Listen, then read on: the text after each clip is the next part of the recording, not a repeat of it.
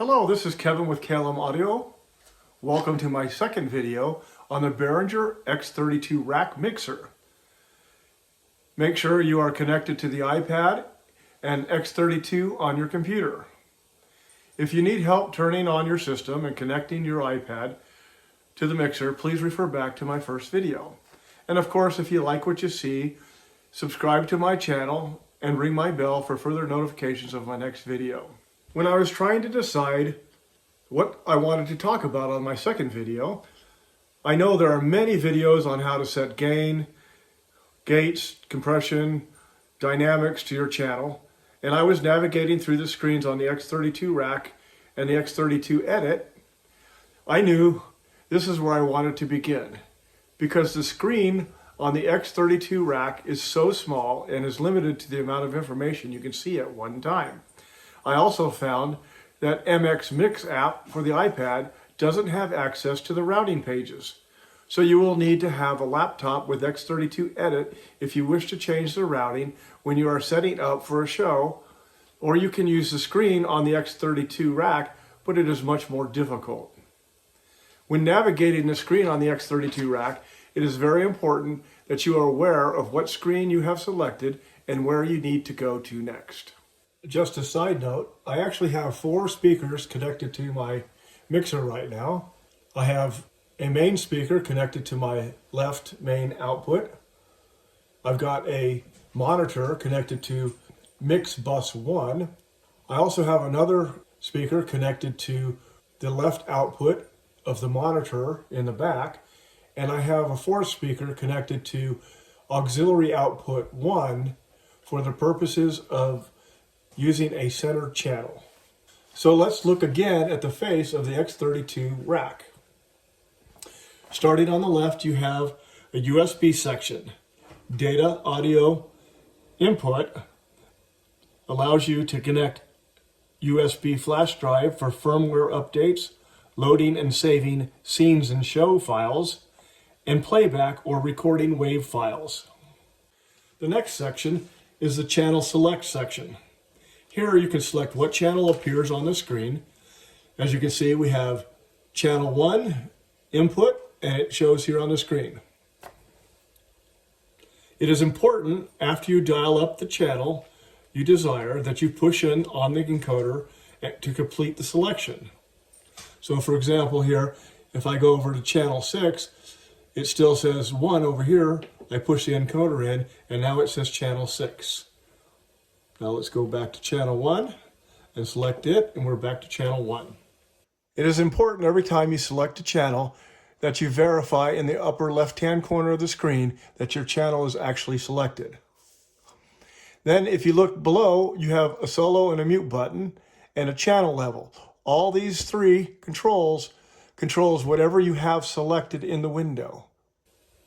On each side of the screen, there are 5 buttons that also change what appears on the screen. So, home page. Also, there is a signal meter on the right side of the screen. Below the screen are 6 encoders to help you make selections. Just to the right of the encoders is an arrow pad that you use to navigate the tabs at the top of the screen. Next, you have a talkback section. You have a monitor section where you connect your headphones. You have a main section which allows you to control the volume of the left and right mains and also clear any solos that you may have selected. And of course, you have a power button. Over here in my other audio rack, I have a Seismic Audio 16 channel XLR Splitter, which I use to split all 16 channels into both the X32 and the XR18. I will be using my Behringer XR18 for in-ear monitors and the X32 for the main sound. In the rack, I also have a Behringer S16 Stage Box, which has 16 input channels and 8 output channels. It is connected to the X32 rack with the Ethercon cable to AES50 port A on both units. Here I will send the 16 channel inputs to the X32 rack for channels 17 through 32. I will use the 8 XLR outputs from the X32 for my local 1 through 8 outputs so that I won't have to access the back of the audio rack of my Behringer X32 to make connections. I have set up my channels to take advantage of both my mixers. Channel 1 through 8 are for vocals, channel 9 through 16 are for instruments, channel 17 through 24 are for drums, channel 25 through 32 are for my horns. I work with an 18-piece big band. So 1 through 16, vocals and instruments, are going to both mixers. The XR18 for in-ears don't need drums and horns in their mix. Then drums and horns are sent to the X32 rack to the S16 if needed. For example, you might want a kick drum to feed a subwoofer, horns for their solos, or maybe when a player uses a mute on their horn, or maybe a jazz drummer using brushes on their snare drum. It is also required if you are sending sound to another location. So first we need to make sure that we have things routed. You can access the routing section on the X32 rack, which is the third button down on the left side of the screen. On the X32 Edit, it is in the upper right-hand corner. We'll look at that later. So we push the routing button.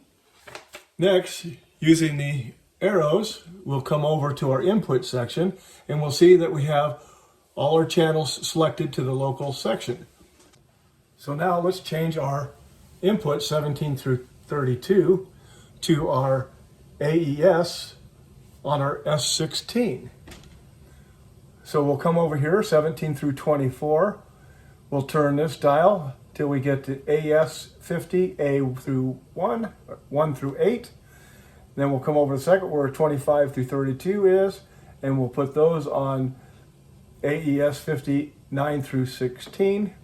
These coincide to the actual input on the S16. So to demonstrate, I'll go back to the home page here. We're going to change. I have a microphone connected to channel 17, which would be number 1 on the S16. We'll connect to that channel. We got 17 coming up. As you can see, normally it would be my kick drum. The first thing you would do is set your gain. I already have it set at 25.5, which is a good level. Use a number pad, get over here to our mains, and we can see that we are sending to our left and right mains, but we don't have sound coming out. And again, so then we go back to our mains over here. We select it in the channel selector, get down to bus, DCA, main, left and right, and we unmute it. Check 1, 2, check, check. And then now we have sound coming out of channel 17.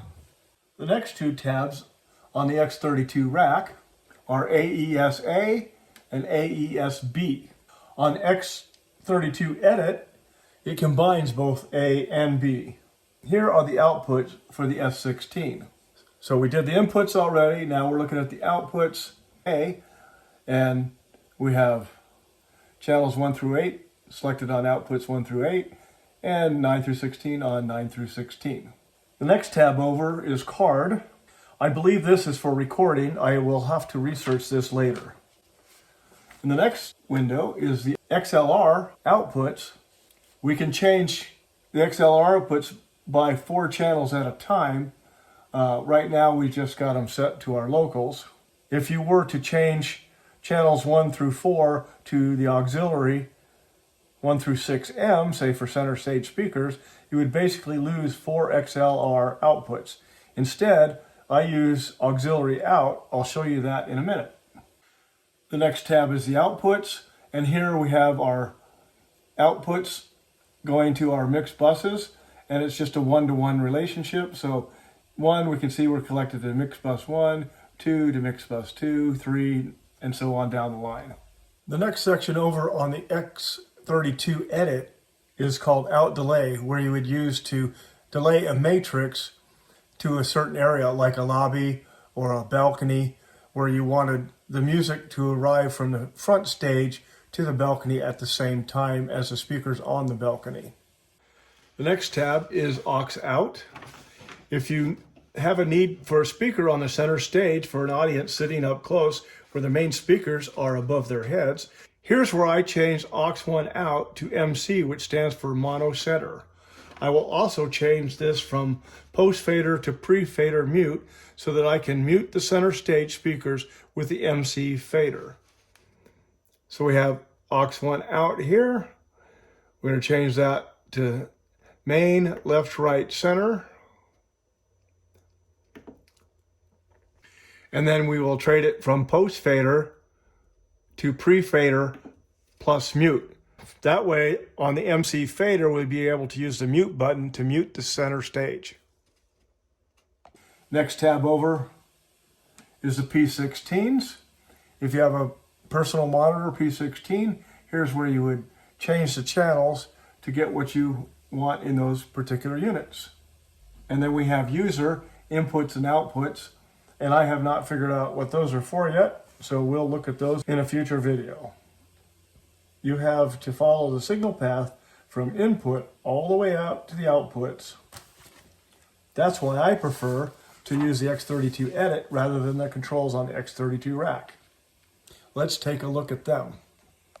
Just so you can see here, I actually have a main speaker set up, a monitor connected to mix bus 1, and I have two speakers here, one connected to my center channel and one connected to my monitors.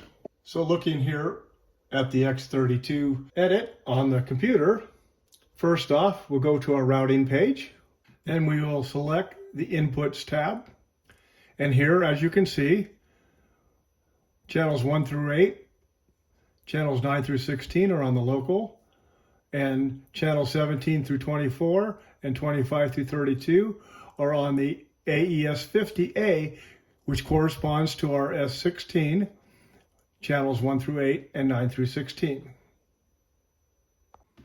Also down here in the middle of the screen, you can see that we have the S16 shows that we have it connected to the AES50-A. We could also add another unit over here in B.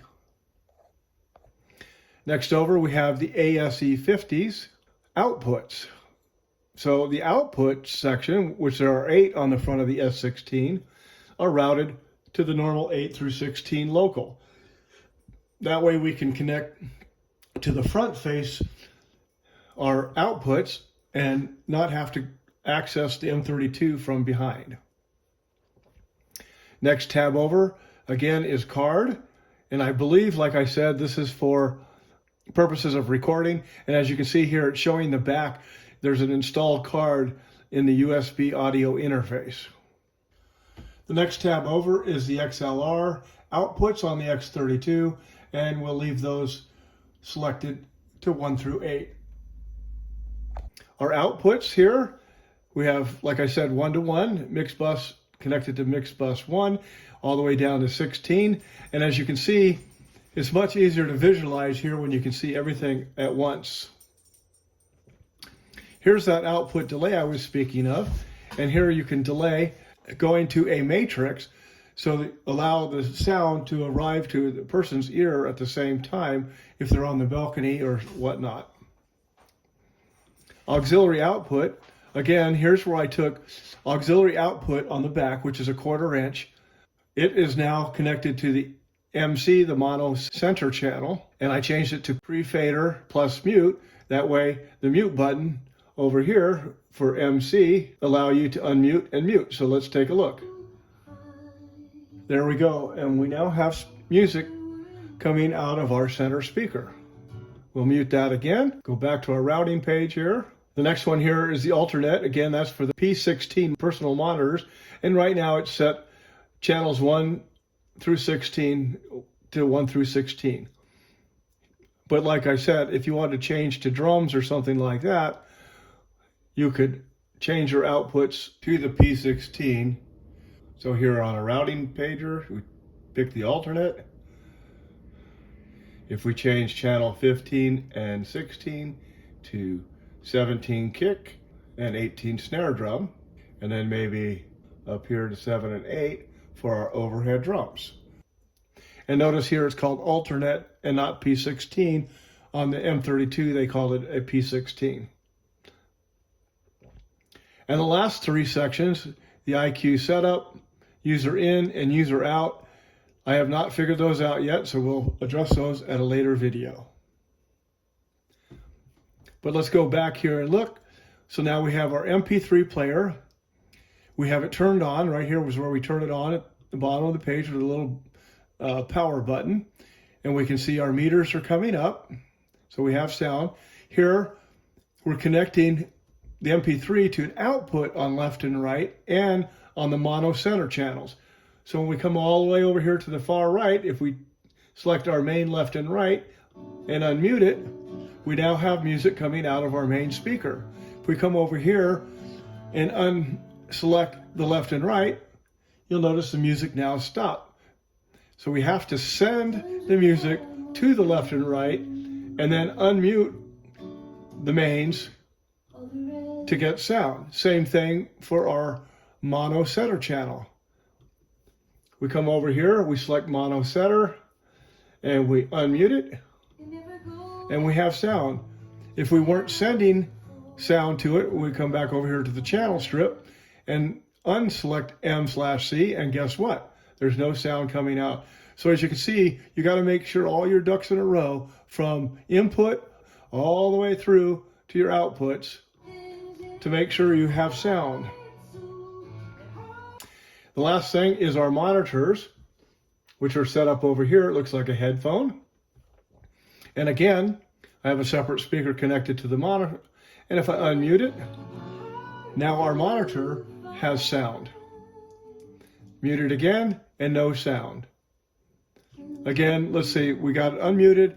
Let's say we wanted to solo, or let's aux 2. If we solo, notice that the MP3 drops out. Notice here in the monitor section that there is no fader here. In order to change the monitor volume, you have to use the monitor knob on the face of the X32. Normally, when you use the monitor function, you would have your headphones connected to the mixer, be nice and close to it, so that you can adjust the volume and select the channels that you want to solo. So that's my presentation on navigating the main screen on the X32 rack and routing. Again, if you enjoyed this video, please subscribe to my channel and ring my bell to receive notifications of my next video in the series for the Behringer X32 Rack.